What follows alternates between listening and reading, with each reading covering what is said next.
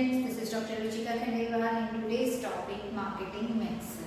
I hope आपको marketing management के last videos clear हुए होंगे और अच्छे से समझ आए होंगे। आप मेरे चैनल को सब्सक्राइब करना ना भूलें।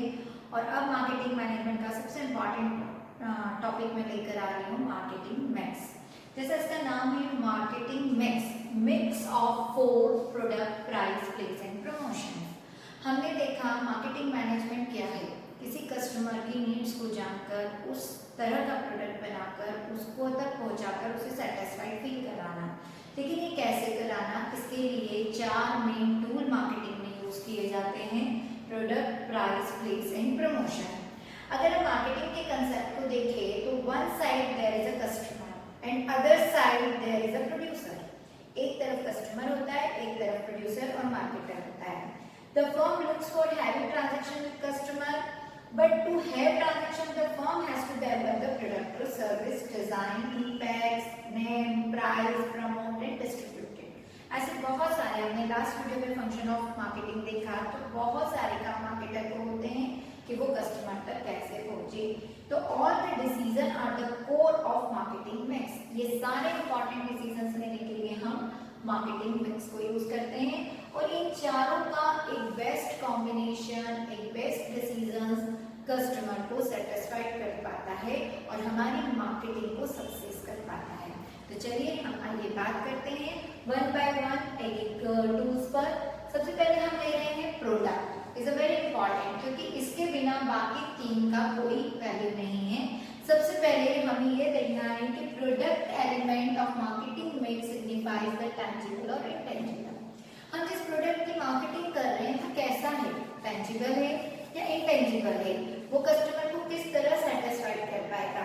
तो product mix refers to important decision related to product such as quality, design, packing and most of thing related to product. किसी भी प्रोडक्ट का क्वालिटी कैसा होगा, उसकी पैकिंग कैसे होगी, उसकी लेबलिंग कैसे होगी, उसकी ब्रांडिंग कैसे होगी, ये सारी बातें बहुत इंपॉर्टेंट होती है और इसीलिए सबसे पहले इस टूल पर काम किया जाता है। The product mix refers to important decision related to product such as quality of product, design of product, packing of product. Another important things including product mix is product assortment. It refers to number of product and item of particular product offers to the market.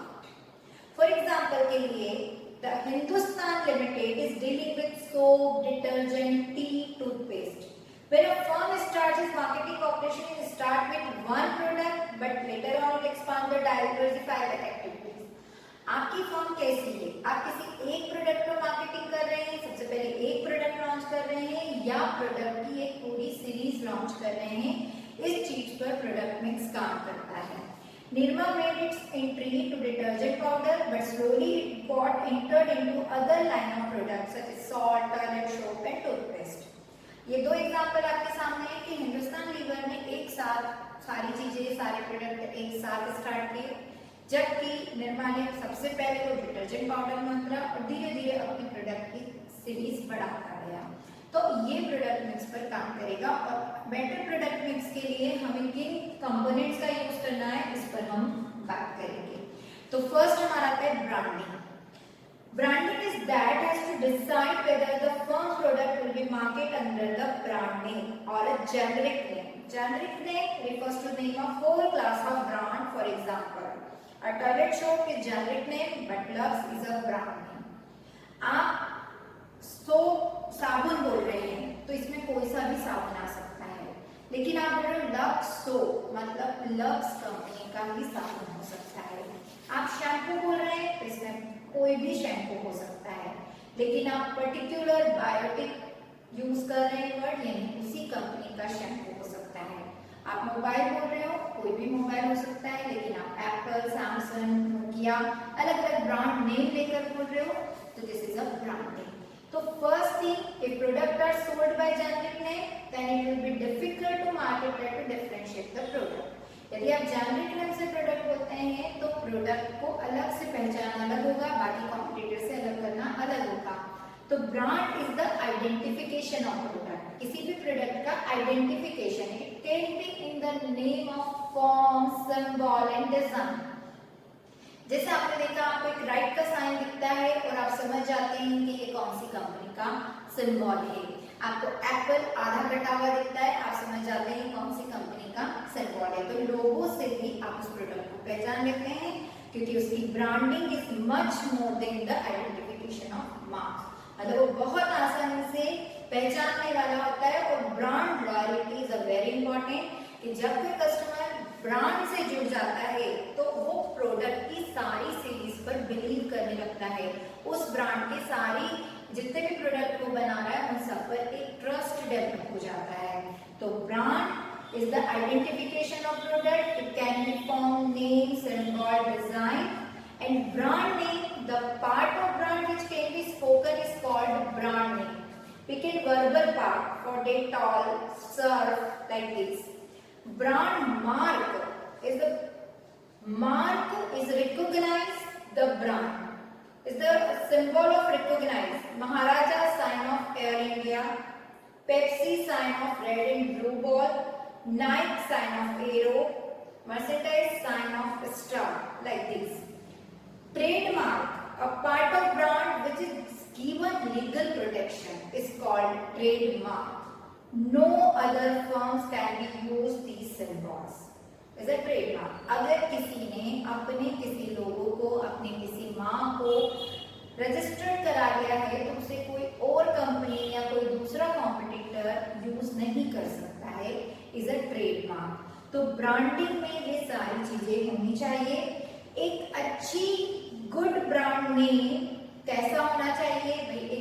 अगर आप अपने product की पहचान बनाना चाहते हैं, brand के रूप में उसे डेवलप करना चाहते हैं, तो brand name should be short and simple, easy to pronounce, आसानी से बोलने योग्य हो, यूनिक एंड डिस्टिंक्टिव, दूसरों से अलग हो और अलग पहचान रखता हो, मीनिंग इन अदर लैंग्वेज, और उसका कोई अर्थ हो, अर्थपूर्ण होना चाहिए।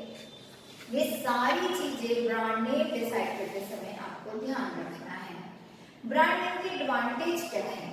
तो जैसा हम बात कर रहे हैं कि यदि ब्रांड नेम हो जाता है तो वो बाकी से डिफरेंस हो जाता है, एडवर्टाइजिंग आसानी हो जाती है, डिफरेंशियल प्राइसिंग कर सकते हैं और easy to introduce new product. Brand name तैयार है तो आप बहुत आसानी से नया प्रोडक्ट इंट्रोड्यूस कर सकते हैं। अब जैसे हर चीज के ब्रांड नेम के एडवांटेज है, तो कस्टमर को क्या फायदा होगा इससे? एडवांटेज टू कस्टमर, क्वालिटी की इंश्योरिटी मिलती है। अगर मैं किसी ब्रांड पर ट्रस्ट करने लगती हूँ, मैंने उसका एक प्रोडक्ट यूज किया और मुझे बहुत अच्छा लगा, मैं पूरी तरह सेटिस्फाइड हूँ, तो मैं उसके बाकी प्रोडक्ट भी ट्राई करूंगी और एक स्टेटस सिंबल बन जाता है। Use of brand goods added to status symbol of customer and added to their confidence level. तो आपने देखा, हमने फर्स्ट डिस्कस किया ब्रांडिंग, प्रोडक्ट मिक्स का फर्स्ट प्रोडक्ट पार्ट का। अब हम बात करें पैकेजिंग की। The companies always supply the product in packaged form.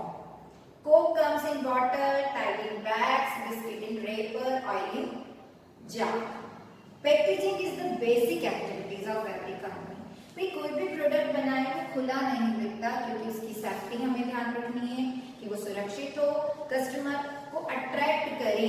तो इसलिए पैकेजिंग के 3 लेवल तैयार किए, प्राइमरी लेवल, सेकेंडरी लेवल और ट्रांसपोर्टेशन लेवल।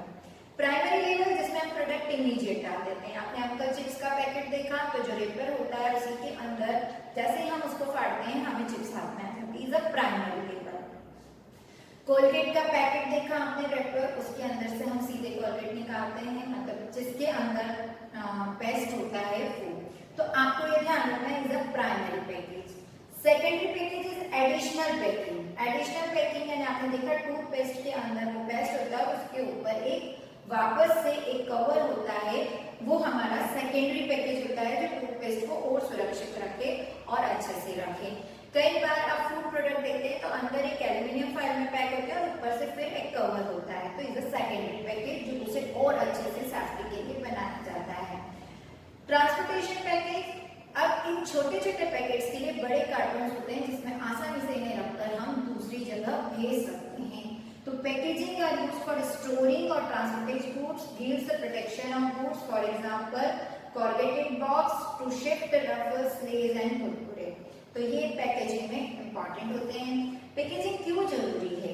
पैकेजिंग इसलिए जरूरी है क्योंकि वो प्रोडक्ट की प्रोटेक्शन करती है, आइडेंटिफाई करती है उन्हें बाकी से, और कन्वीनियंस होती है, आसानी से हम एक जगह से दूसरी जगह पहुंचा सकते हैं।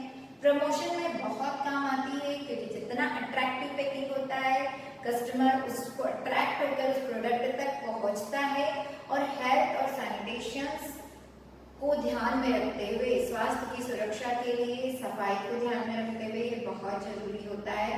इसलिए पैकेजिंग पर बहुत ध्यान दिया जाता है क्योंकि उसमें प्रोडक्ट सुरक्षित रहता है और कस्टमर के पास बहुत अच्छे से पहुंच जाता है, कस्टमर भी उस पैकिंग से अट्रैक्टिव होता है, और एक इनोवेशनल अपॉर्चुनिटी है। अपने प्रोडक्ट को अलग अलग वे में, अलग अलग पैकिंग में बेचने का एक बहुत अच्छा तरीका है। यहाँ मार्केटर कई सारे प्रयोग पैकिंग में करता है। Labelling. Labeling is the part of packaging. Labeling means putting identification marks of package label to carry of information. आपकी पैकिंग के अंदर जो प्रोडक्ट है उसकी पूरी डिटेल उस पर होती है कि ये प्रोडक्ट किस इंग्रेडिएंट से बना, कितनी क्वांटिटी का है इसके अंदर, किस कलर साइज का है, किस शेप का है, क्या इसकी मैन्युफैक्चरिंग डेट है, ये कब एक्सपायर होगा, क्या इसकी प्राइसिंग होगी, ये सब लेबल पर अटैच होती है। तो in simple take form, in case local product like rice and pulses, an elaborated label are used by reputed company. They are very attractive and give complete information about the product to customer. तो label perform ये करता है कि वो product की पूरा description देता है, आइडेंटिफाई करता है, ग्रेडिंग में हेल्प करता है, सेल्स को प्रमोट करता है, और सारी मैंने जैसे बताया स्टैंडर्ड पेटेंट मेजर एक्ट के अंदर एक पूरी गाइडलाइन दी हुई है कि आपके प्रोडक्ट की लेबलिंग पर क्या क्या इंफॉर्मेशन आपको शेयर करनी है, वो पूरी जानकारी उस पर होती है। तो ये आपने जाना प्रोडक्ट में branding, packaging and labelling, 3 important tools जो प्रोडक्ट को तैयार करते हैं।